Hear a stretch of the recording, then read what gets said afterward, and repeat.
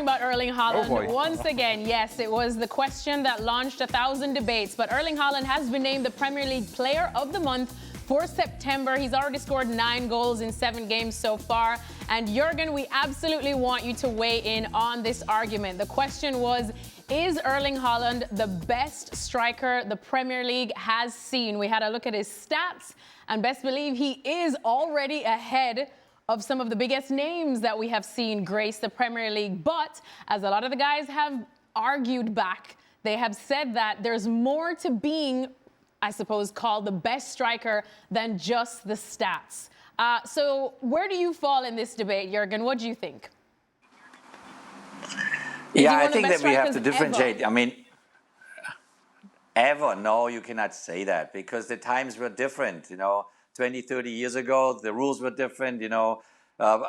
Strikers couldn't score that easily because no center back could kind of kick you twice in the back of your legs and take you out. The rules have changed. They're far more protected. But I'm not taking anything away from Erling Haaland. I mean, he's absolutely fantastic, outstanding, and deserves every single compliment out there. Now, were there other players in the history of the Premier League that I would compare to him in terms of quality and class, not only because of numbers and goals, then if you look at that list, then you can go through it and you can pick your favorite ones. And I think, you have to see them as a whole, and as a package. And that's why I admire everything that Erling is doing, and I wish him goals as many as he can score, and also taking Norway obviously to the World Cup. But I think over time, if you have an Alan Shearer, for example, there, Thierry Henry, I mean, Didier Drogba carried Chelsea on his own shoulders there many, many games. I would then throw them in there, but I would not put him above them. All right. So as Jürgen's saying then, that you can't, there's more to this story. But I guess quickly before we get the guys to weigh in on this one, Jürgen, who for you is the best striker the Premier League has seen ever? I mean, obviously we watch it from different angles and we watch it at different times, and I'm a bit older on my end, but I loved Alan Shearer. I have to say, Alan Shearer was for me a guy that he was just, I played against him, and he won a Premier League title then in the year I was there, and so you have something in common probably. But I was always a big admirer of him. Ale, this is your area of the pitch. When you're a striker, you live off of numbers, right? Goals don't lie.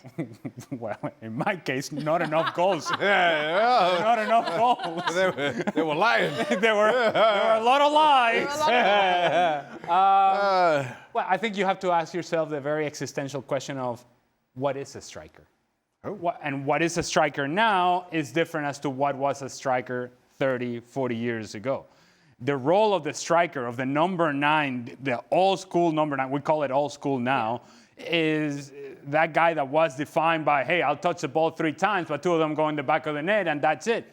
That has changed. That is an endangered species. And that's why I appreciate so much what Erling Haaland does, because he is a striker. That striker. This is who he is. He lives and dies on scoring goals, and I have admiration and respect for that. But is Mohamed Salah a or is he a winger type that scores a lot of goals? Even Henry? Thierry Henry. Or take it, Cristiano Ronaldo in his time at Manchester United. Was he a striker or was he a winger? Take it outside of the Premier League. Is Lionel Messi a striker? Is he? Is he? Not really, not by that definition. And so what a striker is now, to Jürgen's point, is completely different as to what it was back then. So if we are evaluating for a moment in time in the Premier League, man, it's hard to look past Thierry Henry for a moment in time. Even a guy like Michael Owen, for a moment in time.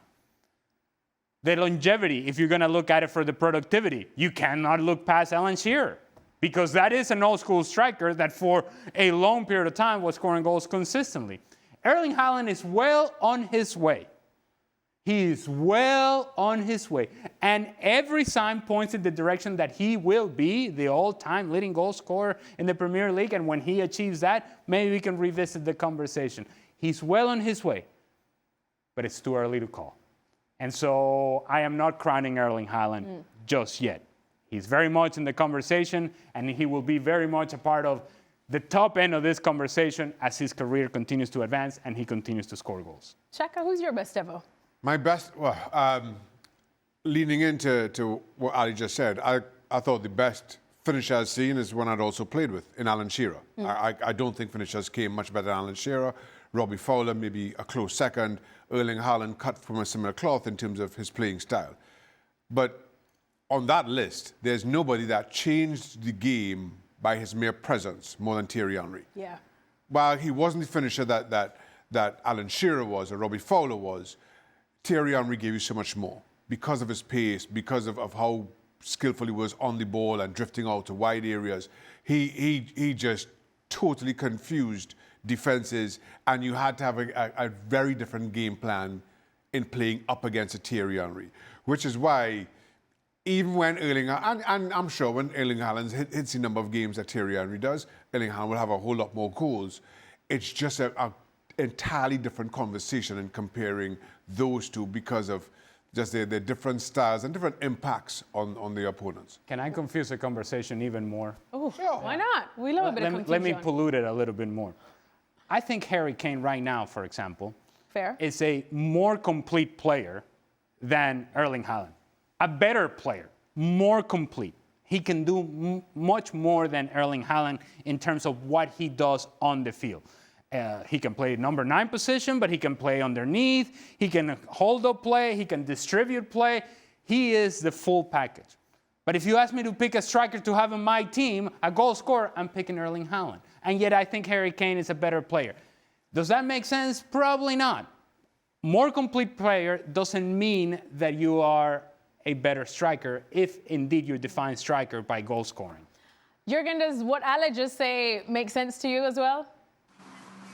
Absolutely, it makes total sense. I think, when you talk about the traditional, really hardcore number 9, it's a Lewandowski, it's a Harry Kane, and it's Erling Haaland. And then they have other top strikers up there. They move around, they go to the left, they go to the right, like the Messi, Ronaldos, and many others, Salah, and many of them. I would be curious to see what the conversation was about if Gary Lineker would have stayed in England his entire career. But he left. He went to Spain. He went to Barcelona, and so forth. No, it's a fantastic conversation to have, and I think there's so much quality out there, and we just admire them. I mean, obviously, Pep Guardiola knew exactly what he was doing when he decided to bring in Erling Haaland. And Pep Guardiola, his philosophy before that was always playing with a false number 9. So it all hit us a little bit by surprise that he said, no, now I want a real kind of a old traditional number 9 with Erling Haaland that only is responsible for scoring goals. And obviously it works out. Well, Jürgen, another topic of conversation that we've been having often is trying to figure out exactly how Arne Slot can bring out the best in your countryman, Florian Wirtz. We just have a look at his stats, and he's not quite having the instant big impact everybody would have wanted him to have when he made the transition from the Bundesliga to the Premier League. Why do you think that is? Yeah, I think it's simply natural that a kid with 22 years of age, going to another country, to a huge club, with the package of a huge transfer fee, will need some time. Florian needs some time there to settle in, to get to know the place, to feel more comfortable every day. He will deliver. I have no doubt about it. This kid is extremely good, but it will take some time. So we have to be patient for that. Some maybe do it differently, like a Woltemade scored already 4 goals in 7 games at Newcastle. But I'm sure that Florian will not disappoint. He just takes a little bit of time. Where do you think he should play in this current Liverpool system? Well, that's not an easy one because they are overloaded. Yeah. They're overloaded with top class players. This Liverpool side is just incredible. Look at the names, look what they have, how they can switch things around. Ideally, obviously in Leverkusen he came often from the left wing and then entered the 18-yard box.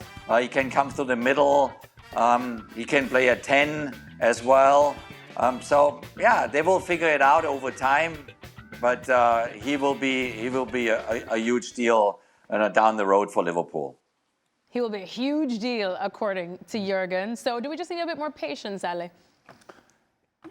Yes, and I understand wholeheartedly what Jürgen is saying. The problem is that because Liverpool is trending in the wrong direction, they're losing games, now patience is wearing very thin. Not just with Florian Wirtz, but the whole squad. And Stevie Nicol. And, well, yes, that happens quite regularly, so that's not news here. The point is, you watch Florian Wirtz play today for Germany, and you compare that to him playing with Liverpool, and the difference is clear in that with Germany, as it was with Bayer Leverkusen, he would go wherever he wanted. And that's what he did today against Luxembourg. Now, it's Luxembourg, and Germany should be winning these games all day, every day. But the point being is the freedom to go and find the game however he sees fit. We haven't seen that yet with Liverpool. I think he is in between. He's trying to play sort of this midfield role, but he's more of an attacking player. Is he coming from the outside? Not really. Is he coming from underneath? Not really. In an effort to try to fit all these pieces together, Arne Slot is jamming players into certain positions. And Florian Wirtz needs freedom. He cannot be jammed into one part of the field. He needs freedom to come and go and show here, show there, run with the ball, run without the ball, combine, find a through ball, dribble people. And in order to do that, he has to have the freedom to go wherever he wants to. And I just don't know if Arne Slot is ready to give him that role just yet. Hey, do whatever you want. I don't think that's happening. Jürgen, I saw you nodding over there with a lot of what Ale was saying, which makes me believe that you're agreeing with everything he had to say, which is a foreign feeling for Ale, let me tell you. But do you think that Arne Slot is eventually going to give Florian Wirtz that freedom that Ale says he needs?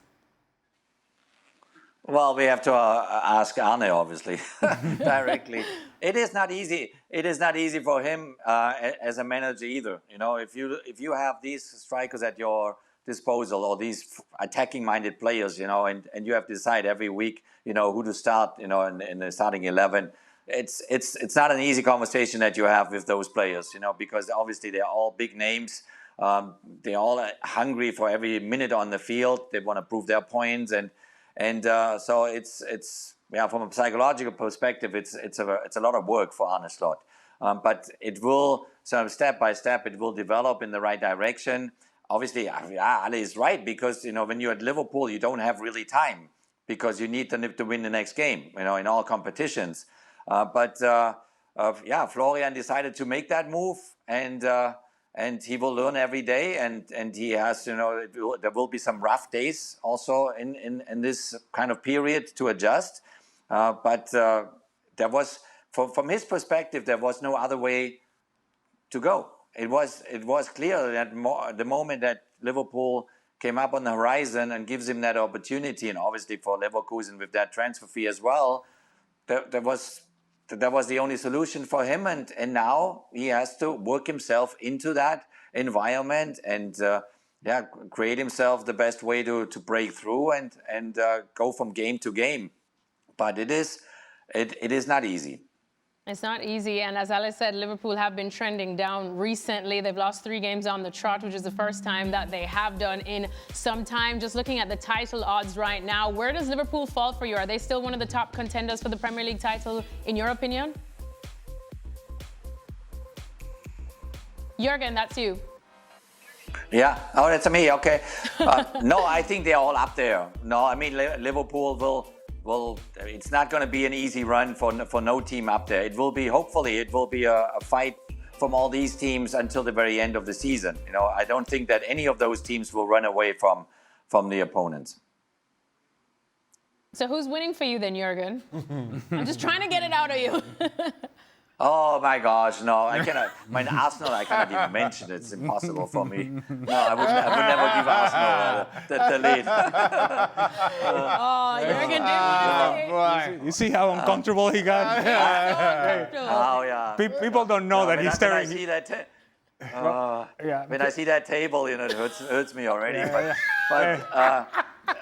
People at home don't know that Jürgen's staring at the beach from where he's at. He's like, I'm going to the beach. I'm not answering this question. He didn't want it. He said looking at that table absolutely burns his eyes.